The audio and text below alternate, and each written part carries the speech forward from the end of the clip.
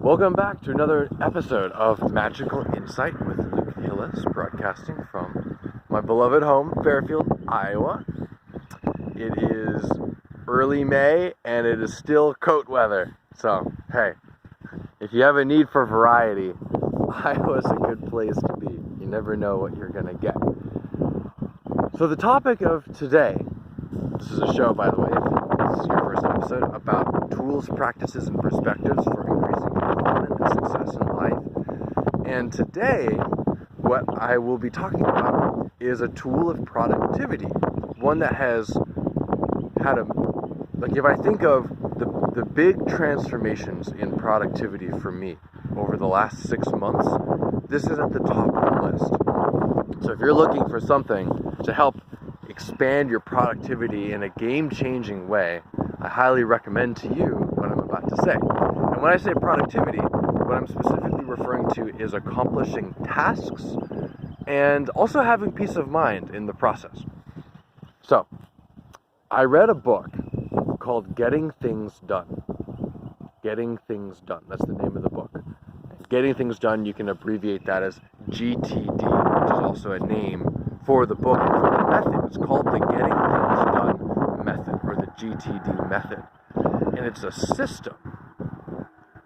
It's a system of tracking your tasks and organizing them in such a way that really helps you keep not miss anything and keep track of not miss anything, and be able to quickly move from one task to the next and to hit on the tasks that are most important, and to just have peace of mind in the process. You know what you're doing and you know what you're not doing.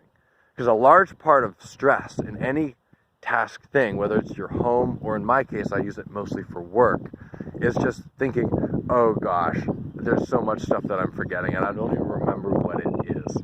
That's the worst. So what the system does for me is it gives me peace of mind that I'm not forgetting anything, and it helps me organize my priorities each week very well, and it helps me move from task to task quickly. So, let me describe. This is going to be a bit of a mouthful, so bear with me here. But basically, the GTD method, it's a specific system, but it also has principles to it. So if you want to make your own system out of it, which I have done, it's designed to be adapted by the individual. So I'm going to be discussing the principles of it and how I specifically implement it. So basically, the first principle is you want a single place where you can capture everything that crosses your mind to do. So, for example, I'll use personal examples rather than work examples. So it's like, oh, well, I want to clean out this dresser, and I want to move this stuff to the basement, and I want to clean out my car, and I want to send a thank you note to my grandmother. And Mother's Day is in a few days, I've got some planning to do. Well, Father's Day is coming up another month later, I've got some planning to do. These are the kinds of things that would cross my mind, but normally without the system, I wouldn't write them down. I would just sort of be floating in my head. So the first thing is to have a way of capturing these thoughts as they pass through your mind. And then you know that you've actually gotten them from your head onto something tangible, onto something linear. Because our minds are more kind of amorphous in the way that they work, whereas paper and writing is more linear. So when you combine, or a Word document for electronic, so when you combine those two, like the creative aspect of the mind, the creative sort of amorphousness of the mind with structured writing and paper, then you get the best of both worlds. So the first thing is that, like, you're doing something, like for example, I'm at my office desk and I'm doing something and that light bulb goes off and I remember something to do. Then I just immediately capture it in that single place where I know I'm going to look and review it. Not capture on a bunch of scrap notes that get spread out and you don't know if you have all your notes. Part of this idea here is that you have peace of mind that you're capturing everything that passes through your mind to do. And what's amazing, so in the beginning, it's just like, there's no end to all of the things that you can think of. put on that list. But after you've done a lot of things, and for me that was like multiple hundred, then it's like, well, I can't really think of that much more meaningful stuff to do. So there is actually an end, which is encouraging. Okay, so then once you've captured, then the next step is to define what the next step is. So for example, and this is the next physical thing to do. So the point here is you're not defining what is the next thing you need to figure out. You're defining what the next thing to do is, which means that you have to think a little bit.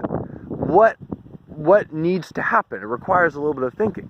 So let's use Mother's Day as an example. So I am planning to do something with my mom on Mother's Day, and I've got an idea of what that would be.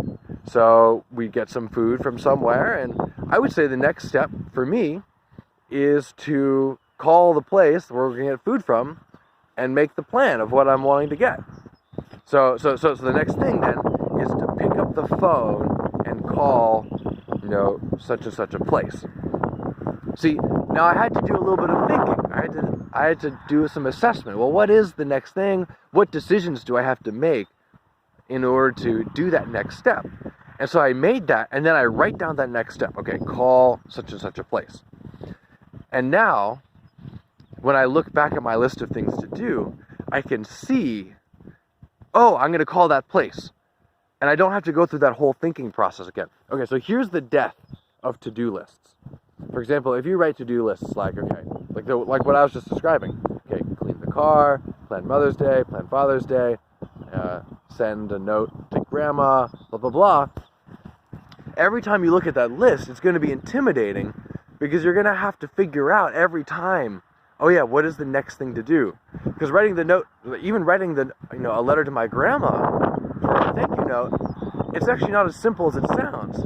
I need, an envelope, and I need a stamp, and I gotta find my grandma's address, and so basically, if I just look at the thing, write a note to grandma, I have to go through this whole mental process to remember all these steps. But if I go, oh yeah, I don't have stamps, the next thing for me to do is to get in my car and, drive to such and such store and buy a stamp.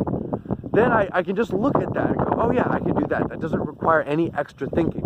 All the thinking has already been done. It's just a matter of doing what's listed there. This is really important, the difference between actions that require more thinking versus actions that don't require more thinking. And you're trying to define the next action step that does not require more thinking, which probably requires you to do some thinking in order to define that step. But then once you've done the thinking and defined the step, you don't have to do that thinking again. So now imagine you have a list of 5 or 10 projects, and each one has the next action step listed, and it's not something that you have to think anymore about. You just, oh, I'm going here to get this, I'm calling this place to say that, I am, I'm going to, what? What's another example?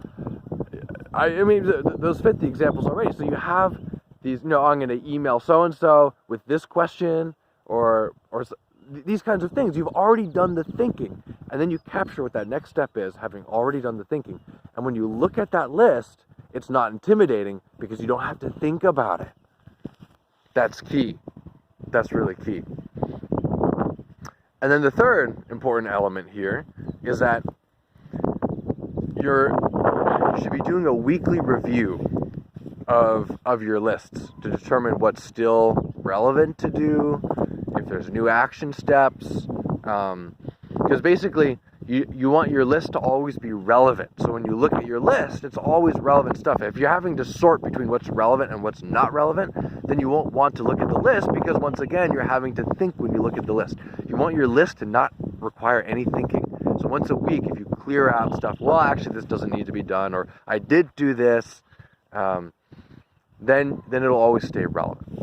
All right, this is Luke with Magical Insight from Fairfield, Iowa. I hope you have a great day. Send your comments, subscribe, share,